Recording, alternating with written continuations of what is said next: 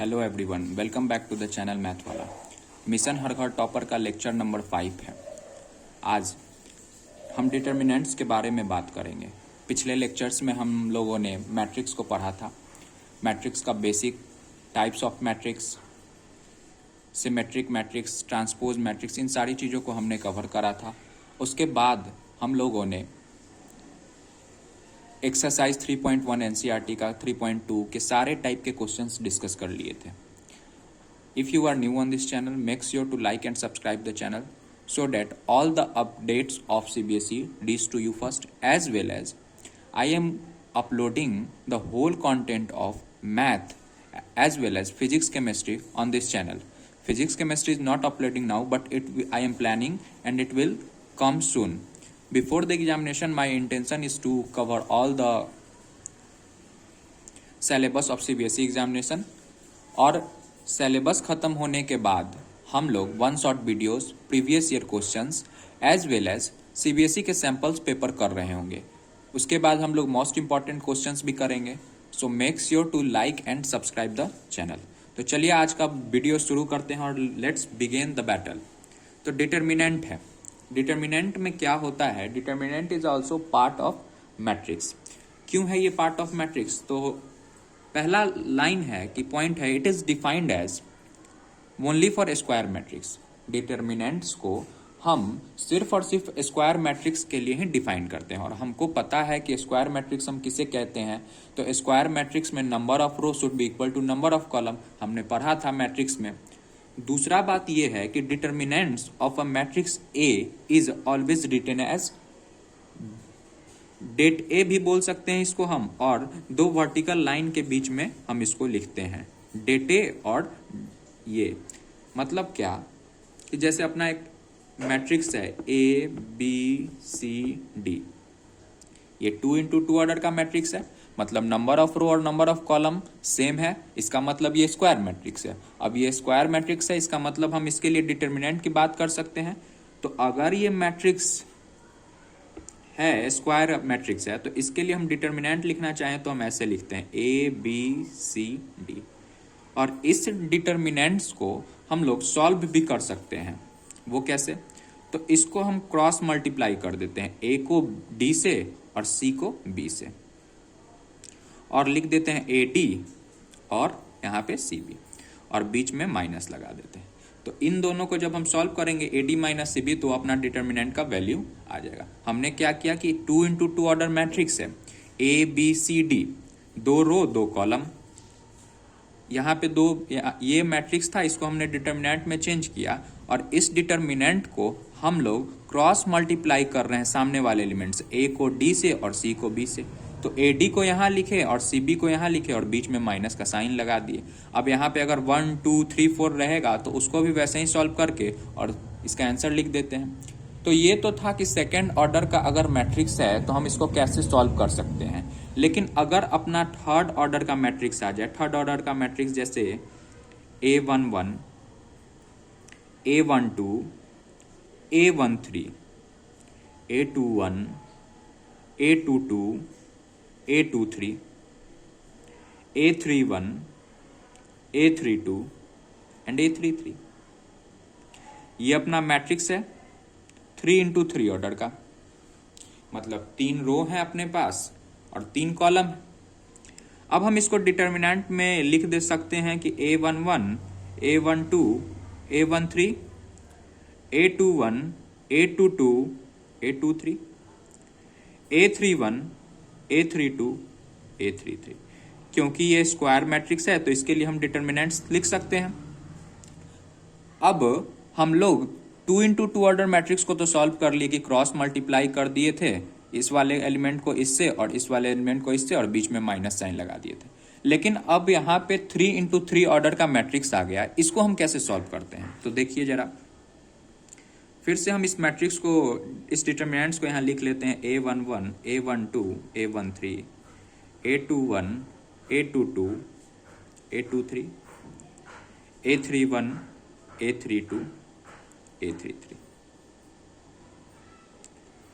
चलिए अब हम क्या करेंगे कि सबसे पहला A11 यहाँ लिख लेते हैं। A11 का मतलब क्या कि first row and first column, first row first column.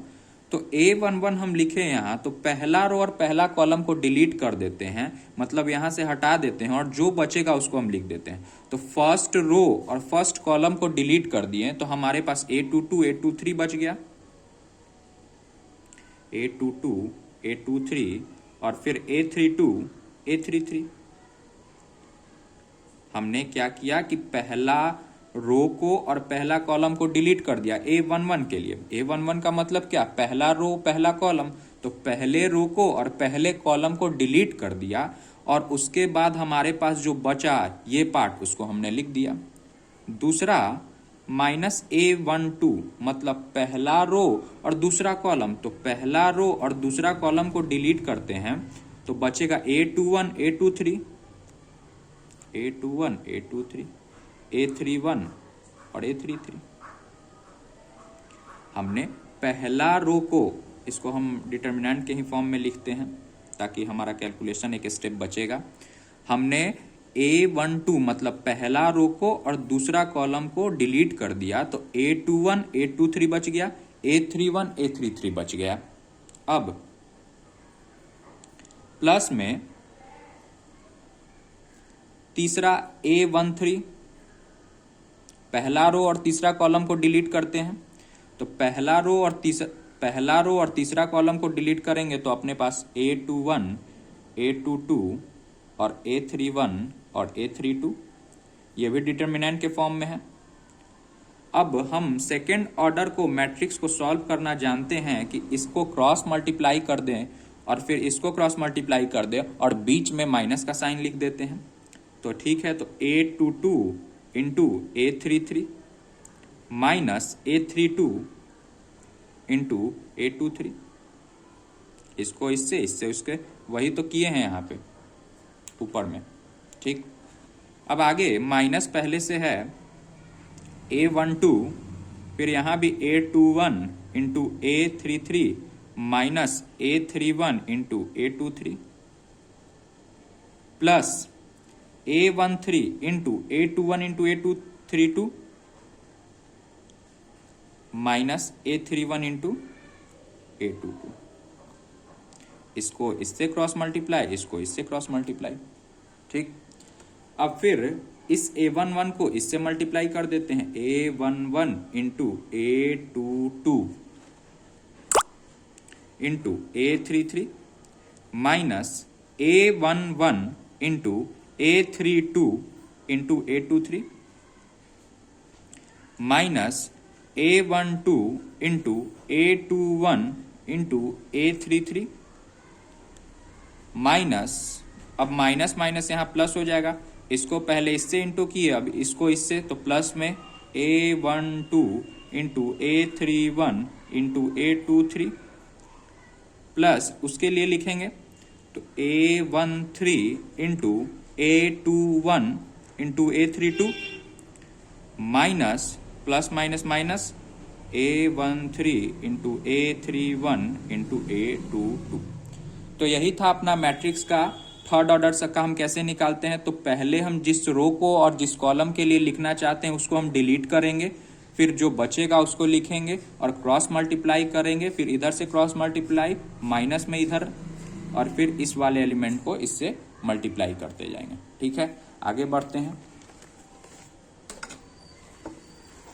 अब माइनर्स क्या है, तो in a square matrix A is equal to Aij m into n, the minors of the element defined as the sub matrix obtained by deleting ith row and jth column. अगर हमको किसी का minor लिखना है तो उसका ith रो को और jth कॉलम को हम डिलीट कर देते हैं और it is always expressed as Mij। Mij मतलब क्या कि अगर हमको सेकेंड रो और थर्ड कॉलम को डिलीट करना है तो यहाँ पे सेकेंड रो थर्ड कॉलम लिख देंगे और उस सेकेंड रो और थर्ड कॉलम को हम डिलीट कर देंगे। देखिए एग्जांपल से ज़्यादा समझ आएगा। तो जैसे हमारे पास एक डिटर्मिनेंट्स है, इसको हम डिटर्मिनेंट्स मान लेते हैं। मैट्रिक्स है, मैट्रिक्स को फिर डिटर्मिनेंट्स के फॉर्म में लिखेंगे तो हम एक स्टेप कट कर देते हैं, क्योंकि ये 3 इंटू 3 ऑर्डर का मैट्रिक्स है तो इसको हम डिटर्मिनेंट्स में तो लिख ही सकते हैं। तो इसके लिए अगर हमको M11 निकालना है, मतलब माइनर ऑफ 111, IJ मतलब पहला रो और पहला कॉलम, अगर हमको M11 निकालना है तो पहले रो को और पहले कॉलम को हम डिलीट कर देते हैं। तो जब पहला रो और पहला कॉलम को डिलीट किए तो अपने पास क्या बच गया, EF। पहला रो पहला कॉलम को डिलीट किए तो अपने पास EF बच गया और HI बच गया। क्रॉस मल्टीप्लाई करके इसको हम सॉल्व कर सकते हैं। अब 2 × 2 ऑर्डर बच गया मैट्रिक्स का। अगर हमको लिखना है M21 मतलब दूसरा रो और पहला कॉलम को हम डिलीट कर दिए, तो दूसरा रो मतलब इसको डिलीट किए और पहला कॉलम मतलब इसको डिलीट किए, तो बच गया BC। ऐसे लिख लेते हैं BC और नीचे में HI। तो हम माइनर ऑफ मैट्रिक्स को हम ऐसे ही डिफाइन करते हैं। अब मान लीजिए हमको M23 लिखना है, तो दूसरे रो को और तीसरे कॉलम को हमको डिलीट करना पड़ेगा। दूसरा रो ये है, तीसरा कॉलम ये है, बचेगा क्या, ABGH हो गया। इसको हम सॉल्व कर सकते हैं क्रॉस मल्टीप्लाई करके। ठीक, अब एक क्वेश्चन है कि इसमें हम अगर M23 निकाल देते हैं तो सेकेंड रो थर्ड कॉलम को डिलीट कर दें। सेकेंड रो थर्ड कॉलम मतलब 1 2 4 -1। अब क्रॉस मल्टीप्लाई जरा कर देते हैं तो -1 और -8 हो गया -9। ये आंसर हो गया। 2 3 मतलब सेकेंड रो को और थर्ड कॉलम को डिलीट करना है, तो बचेगा क्या, 1 2 4 -1 और फिर डिटर्मिनेंट्स हम 2 × 2 ऑर्डर मैट्रिक्स का निकालना जानते हैं, उसको सॉल्व कर दिए, हो गया।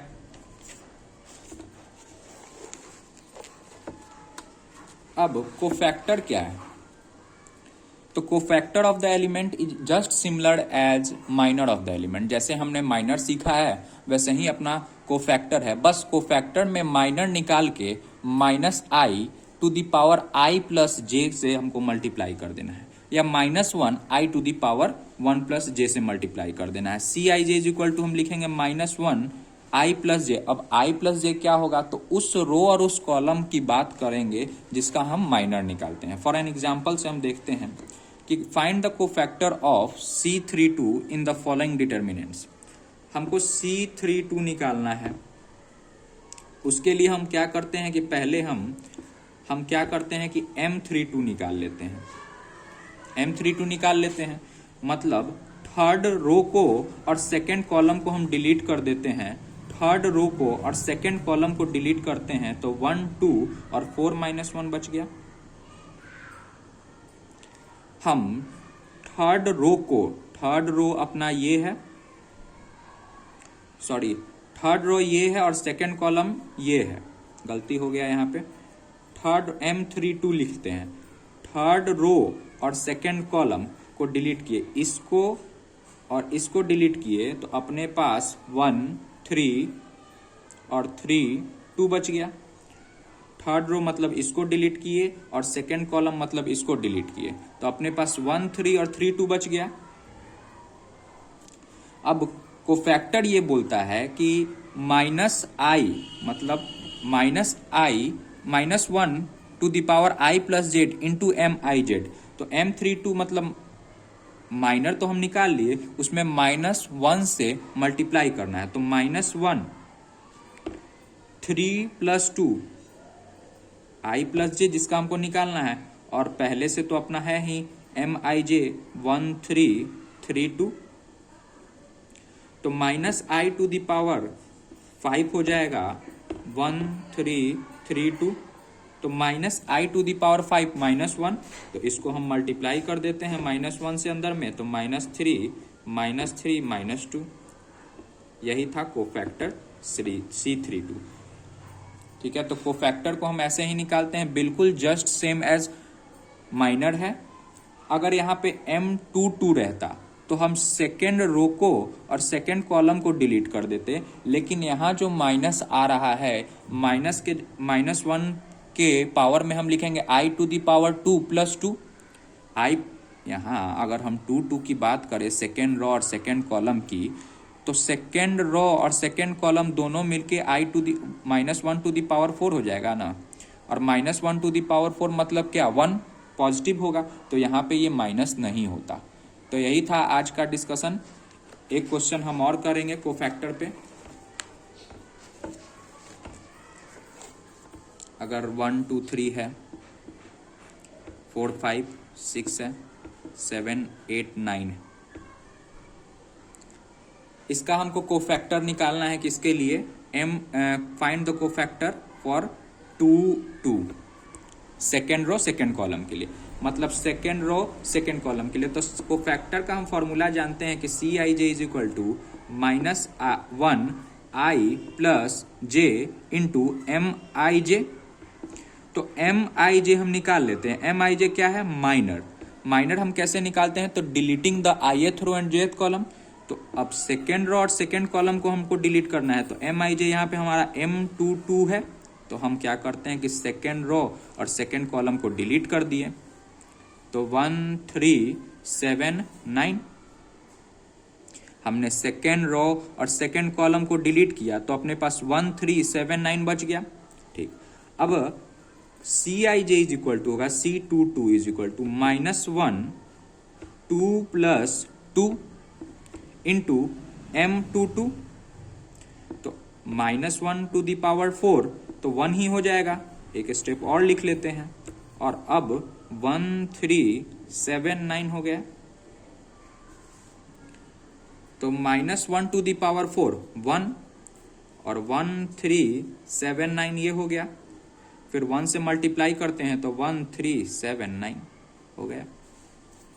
तो यही था अपना माइनर। अब हम इसको डिटर्मिनेंट से सॉल्व कर सकते हैं। 9 - 21। तो ये था अपना आज का लेक्चर जिसमें हम लोगों ने देखा determinants, minor and cofactor. Thank you.